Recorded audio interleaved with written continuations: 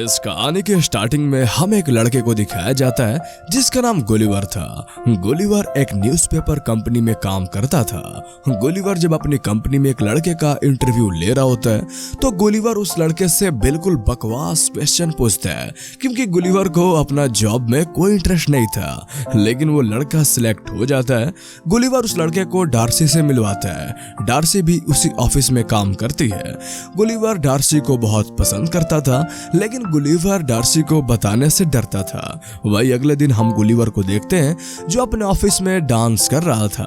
तभी वहां एम्प्लॉय आता है और वो गुलिवर से कहता है कि मेरा प्रमोशन हो गया है, और वो गुलिवर से ये भी कहता है तुम्हारे इन्हीं हरकतों से तुम्हें अभी तक कोई प्रमोशन नहीं मिला।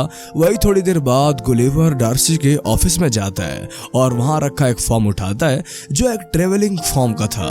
डार्सी गुलिवर से पूछती है क्या तुम्हें ट्रेवलिंग में इंटरेस्ट है? तो गुलिवर झूठ बोलता है कि हाँ, मैं कई देश घूमा हुआ हूँ।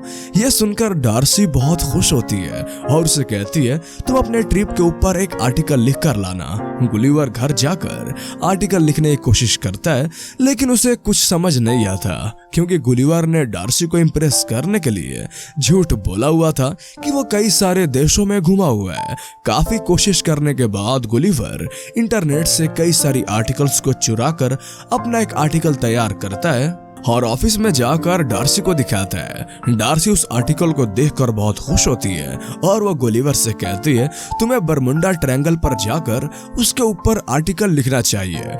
वही अगले दिन गुलिवर भी बरमुंडा जाने के लिए निकल जाता है, जहां बोट का कैप्टन उसे बोट तक लेकर जाता है और उससे कहता है तुम्हें बस रेड पॉइंट को फॉलो करते हुए आगे बढ़ना है, जिससे तुम बरमुंडा पहुंच जाओगे। गुलिवर उससे कहता है तुम टेंशन मत लो, मैं वहां जल्दी पहुंच जाऊंगा। ये कहकर गुलिवर वहां से निकल जाता है। थोड़ी दूर सफर करने के बाद गुलिवर की आंख लग जाती है और उसे नींद आ चुकी थी, लेकिन अचानक से गुलिवर की बोट एक समुद्री तूफान में फंस गई थी। लेकिन जब गुलिवर की आंख खुलती है तो वो डर जाता है, क्योंकि बहुत सारे छोटे छोटे बौने लोग उसके ऊपर खड़े थे, क्योंकि गुलिवर उन छोटे लोगों की दुनिया में पहुंच गया था। और उन लोगों ने गुलिवर के ऊपर एक ब्रिज भी बनाया था, क्योंकि वह गुलिवर को एक शैतान समझ रहे थे। गुलिवर की छाती पर उन बौनों लोगों का जनरल खड़ा हुआ था। गुलिवर अपने आप को बचाने के लिए वहां से छूटने की कोशिश करता है और वो रस्सियों को तोड़ता हुआ खड़ा हो जाता है, लेकिन बौनों लोग उसे ऊपर से नीचे गिरा देते हैं और गुलिवर को बांधकर वहां के राजा के पास ले जाया जाता है, क्योंकि वहां के सभी लोग गुलिवर को अपने लिए खतरा समझ रहे थे। गुलिवर वहां के राजा को समझाने की कोशिश करता है कि वो कोई शैतान नहीं है, बल्कि एक आम इंसान है, लेकिन कोई उसकी बातों पर विश्वास नहीं करता और गुलिवर को एक गुफा में बंद कर दिया जाता है। गुलिवर देखता है कि वहां पहले से एक इंसान कैद है जिसका नाम उरेशियो था। वो उन सभी लोगों की तरह ही बौना आदमी था। गुलिवर भी उरेशियो से पूछता है तुम्हें यहाँ बंद क्यों किया गया है? तो वो बताता है कि मैं यहाँ की राजकुमारी से बहुत प्यार करता हूँ, लेकिन यहाँ का जनरल राजकुमारी का मंगेतर है, इसीलिए उसने मुझे यहाँ बंद कर दिया। वो लोग आपस में बातें कर ही रहे होते हैं, तभी जनरल भी वहाँ आ जाता है। गुलिवर जनरल को देखकर बहुत गुस्सा होता है और उससे कहता है तुम एक बेवकूफ इंसान हो, लेकिन जनरल को बेवकूफ का मतलब पता नहीं होता।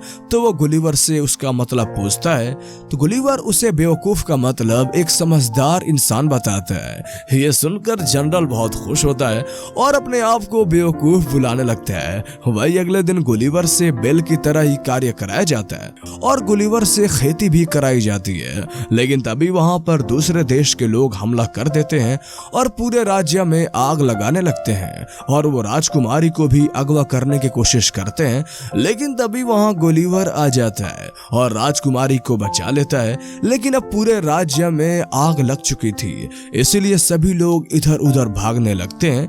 गुलिवर उन लोगों को शांत रहने के लिए कहता है और बड़े ही फनी तरीके से वहां लगी आग को बुझा देता है, यानी ये अपने सुसु से आग को बुझा देता है, क्योंकि वो आग गुलिवर के लिए बस एक माचिस की तीली थी। गुलिवर जनरल के ऊपर भी पानी डाल देता है, जिससे जनरल गुस्सा होकर वहां से चला जाता है। राजा भी ये सब देखकर गुलिवर से बहुत खुश होता है, क्योंकि गुलिवर ने पूरे राज्य और राजकुमारी की जान बचाई थी। इसलिए राजा गुलिवर को खाने के लिए इनवाइट करता है, लेकिन गुलिवर राजा से कहता है आपको मेरी एक शर्त माननी होगी। और उरेशियो को आजाद करना होगा। तो राजा भी गुलिवर की बात मानकर उरेशियो को आजाद कर देते हैं। वही रात के समय गुलिवर राजा के साथ खाना खाने जाता है, जहां राजा गुलिवर से पूछता है तुम कहां से आए हो। तो गुलिवर बताता है मैं न्यूयॉर्क सिटी से आया हूं। तो वहां के सभी लोग गुलिवर को न्यूयॉर्क का प्रेसिडेंट समझने लगते हैं। इसी मौके का फायदा उठाकर गुलिवर बताता है मैंने न्यूयॉर्क के लिए बहुत सारे काम किए हैं। और गुलिवर उन लोगों के सामने बहुत सारे झूठ बोलता है, जबकि हमें पता है गुलिवर न्यूयॉर्क में एक न्यूज़पेपर कंपनी में काम करता है। गुलिवर उन लोगों के सामने बहुत बड़ी बड़ी बातें फेंकता है। राजा गुलिवर से खुश होकर उसके लिए एक आलीशान घर बनाता है ताकि गुलिवर वहां आराम से रह सके। वही गुलिवर और उरेशिया भी अच्छे दोस्त बन चुके थे, इसलिए गुलिवर उरेशियो को राजकुमारी को इम्प्रेस करने के तरीके बताता है, जबकि गुलिवर खुद भी डार्सी को कभी इम्प्रेस नहीं कर पाया। लेकिन उरेशियो गुलिवर का बात मानकर राजकुमारी के सामने बेवकूफ जैसे हरकतें करता है। लेकिन हैरानी की बात तो यह है कि राजकुमारी भी उरेशियो से इम्प्रेस हो जाती है। अगले सीन में हम जनरल को देखते हैं जो गुलिवर की बोट को ढूंढ लेता है, क्योंकि वो गुलिवर को जल्द से जल्द यहाँ से भेजना चाहता था। बोट में गुलिवर को अपना मोबाइल भी मिल जाता है। गुलिवर जब अपने मोबाइल को देखता है तो उसे डार्सी का मैसेज मिलता है। गुलिवर उस मैसेज को सुनता है जिसमें डार्सी कहती है मैं तुमसे मिलने के लिए वहां आ रही हूं।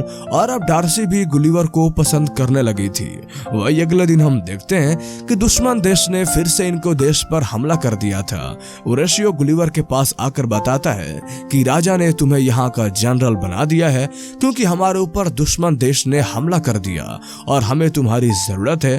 गुलिवर भी बड़ी बहादुरी से दुश्मन देश के लोगों से बात करने के लिए जाता है और उन्हें समझाता है कि तुम यहाँ से चले जाओ। लेकिन वो लोग गुलिवर की बात नहीं सुनते और गुलिवर के ऊपर अटैक करते हैं। लेकिन उनके हमले से गुलिवर को कोई फर्क नहीं पड़ता और गुलिवर उनकी बोट को खींचकर किनारे पर ले आता है। और इसी तरह गुलिवर वहाँ की राजा को भी बचा लेता है। ये देखकर सभी लोग गुलिवर की जय जयकार करने लगते हैं, क्योंकि गुलिवर अब उन लोगों का हीरो बन चुका था। ये देखकर जनरल भी बहुत गुस्सा होता है, क्योंकि वो गुलिवर से जलता था। साथ ही गुलिवर का बहुत सारी फैसिलिटीज दी जाती हैं जिससे वो एंजॉय कर सके। वही दूसरी तरफ राजकुमारी भी जनरल से अपनी एंगेजमेंट तोड़ देती है, क्योंकि वो उसे पसंद नहीं करती थी और वो उरेशियो को पसंद करने लगी थी। जनरल ये सुनकर बहुत गुस्सा होता है और वो दुश्मन देश के राजा के पास जाता है। और जनरल ने गुलिवर को बोट से वो पेपर चुरा लिए थे जिसमें रोबोट बनाने का तरीका लिखा हुआ था। और वो लोग उस पेपर की मदद से एक बहुत बड़ा रोबोट बनाते हैं और रोबोट बनाने के बाद एक बार फिर से लिलीपुट पर हमला करते हैं और लिलीपुट को अपने कब्जे में कर लेते हैं। और उस रोबोट को जनरल कंट्रोल कर रहा था।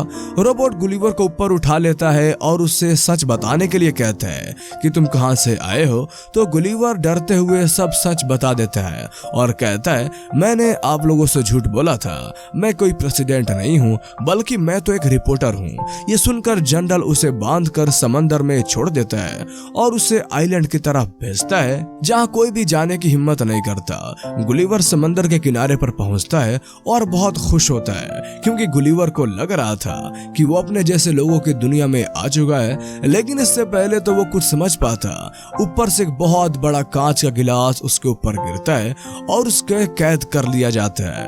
फिर कुछ समय बाद जब हम गुलिवर को देखते हैं तो उसको लड़कियों जैसे ड्रेस बना दी जाती है। और गुलिवर जब बाहर जाकर देखता है तो उसे पता चलता है कि वो एक बच्चों के खिलौने वाले घर में है और गुलिवर के सामने एक बहुत बड़ी लड़की आ जाती है।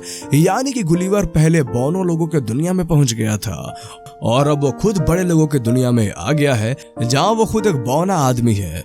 कुछ समय बाद उरेशियो गुलिवर के पास आता है और उसे कहता है कि डार्सी भी लिलीपुट आ गई है और जनरल ने उसे बंदी बना लिया है और वहाँ के राजा को भी अब तुम्हें हमें बचाना होगा। गुलिवर किसी तरह वहाँ से बचकर निकलता है और वापस से वहाँ पहुँचता है जहाँ उसके ऊपर हमला करने के लिए रोबोट भी आ जाता है। गुलिवर रोबोट पर हमला करता है। गुलिवर और रोबोट के बीच में एक खतरनाक फाइट होती है, लेकिन रोबोट के अंदर इलेक्ट्रॉनिक एनर्जी होने की वजह से वो गुलिवर पर भारी पड़ रहा होता है।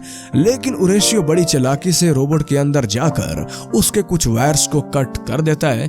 जिससे रोबोट ऑफ होने लगता है और इसी मौके का फायदा उठाकर गुलिवियर रोबोट को पूरी तरीके से डिस्ट्रॉय कर देता है, जिससे रोबोट पूरी तरीके से खत्म हो गया था और गुलिवियर इस जंग को जीत जाता है। राजा भी उरेशियो की बहादुरी को देखकर बहुत खुश होता है, क्योंकि उरेशियो ने बड़ी बहादुरी से रोबोट के अंदर जाकर उसे डीएक्टिवेट किया था।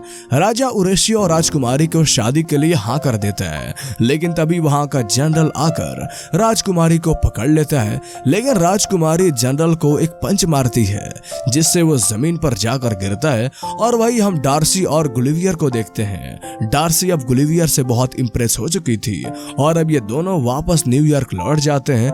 वही हम न्यूयॉर्क में डार्सी और गुलिवियर को देखते हैं, जो अब गर्लफ्रेंड बॉयफ्रेंड बन चुके थे और गुलिवियर अब सच में एक बहुत बड़ा ट्रेवलर बन चुका था। डार्सी और गुलिवियर अपने नेक्स्ट ट्रिप प्लान करते हैं और इसी सस्पेंस के साथ हमारी कहानी यहीं पे खत्म होती है।